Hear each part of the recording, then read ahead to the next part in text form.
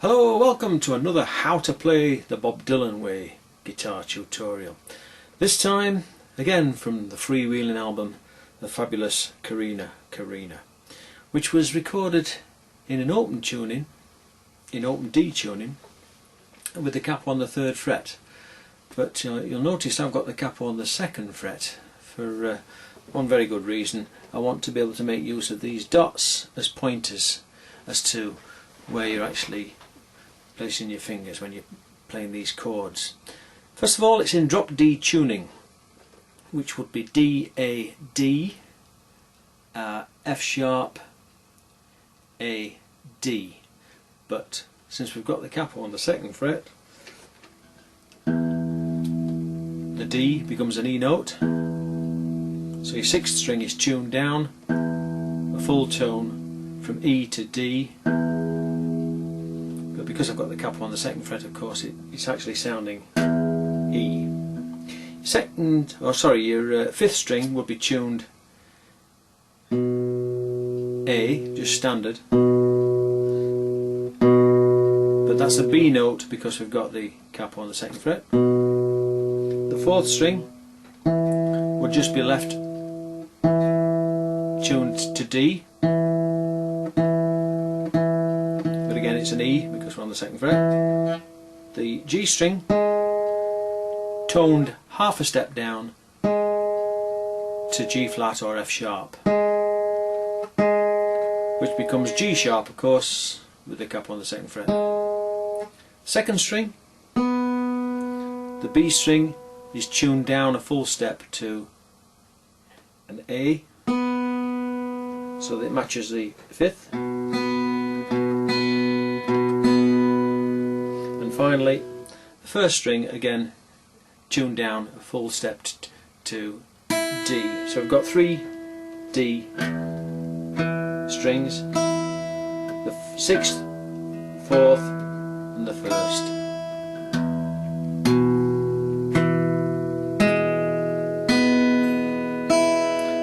So that's the tuning you need to get with the capo on the 2nd fret.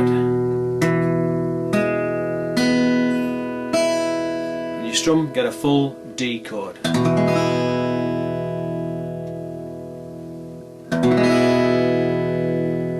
Okay.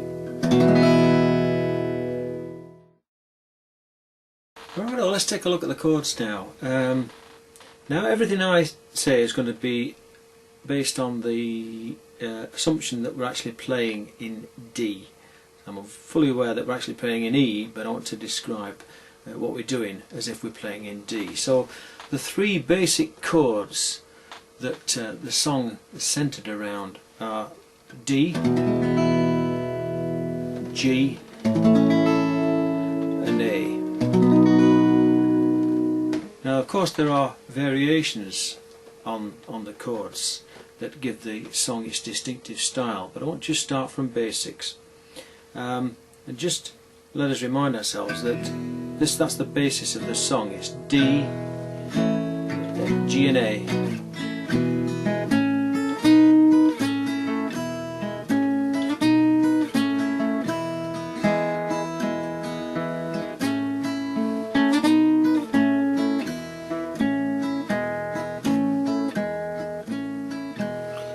Now of course there's much more to it than that, but I want to build it up stage by stage, brick by brick. Now if you take a look at my earlier video on how to play Buckets of Rain, I showed you how to make use of standard chord shapes like the A shape and the E shape. So from the bar chord at the 5th fret, which gives you a G chord, you can just play with an A shape at the 5th fret and slide that up to the 7th fret, 7th fret relative to the capo, that is, of course, to get an A. So you get open D, A shape at the 5th fret for a G, A shape at the 7th fret for an A.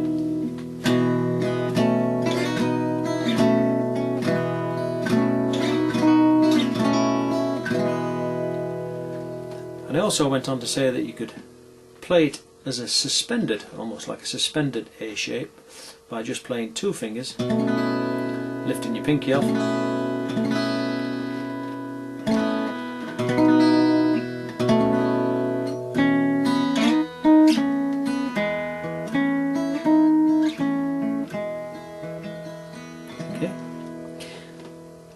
and the E shape. The E shape in a standard position down here, and also slid up 2 frets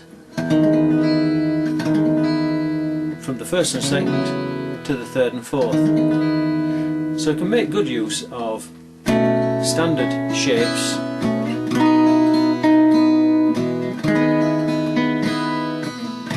that are familiar to you. Okay. Another chord shape which you could make good use of is a D7 shape. Now normally you play D7 down here, of course, but all you've got to do is move it up from the 1st, 2nd and 3rd strings to the 2nd, 3rd and 4th strings.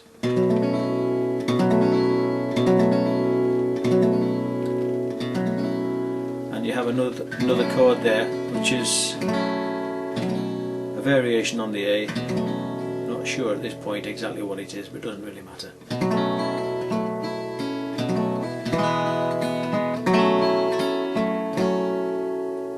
Okay. Now in addition to an open D, we can play a D by putting the 1st finger in the 3rd fret on the 3rd string and the 2nd finger 4th fret, 4th string.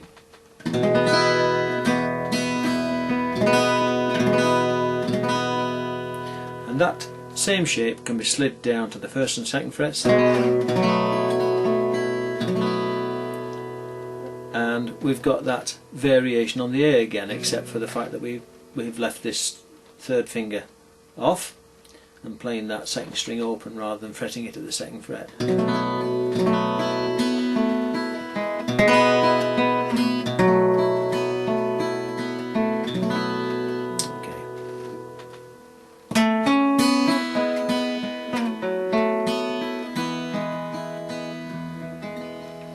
Now we need to be able to move very quickly and smoothly between all of these chords.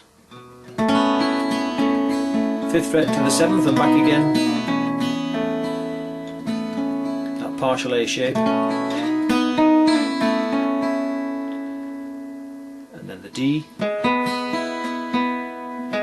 Slid down to the 1st and 2nd.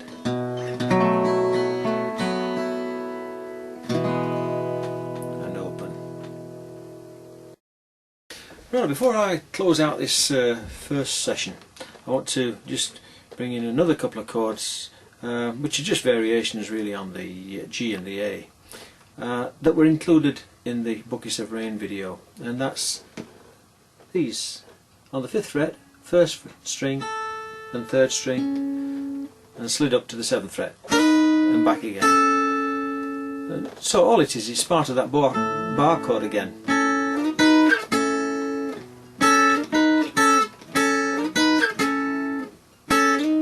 Playing those 2 strings,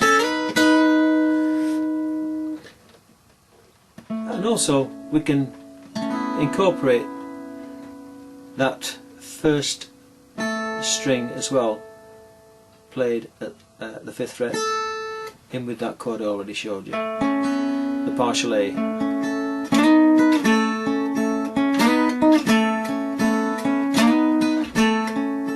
So alright, it's just all part of a bar chord really. It's just that we're playing individual strings rather than holding down all 6. So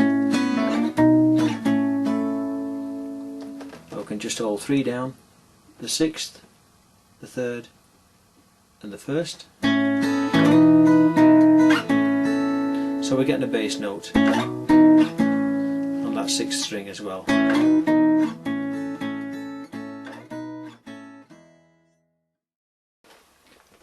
I hope this has been useful to you by way of an introduction to basic chord shapes in open D tuning in preparation for playing this song.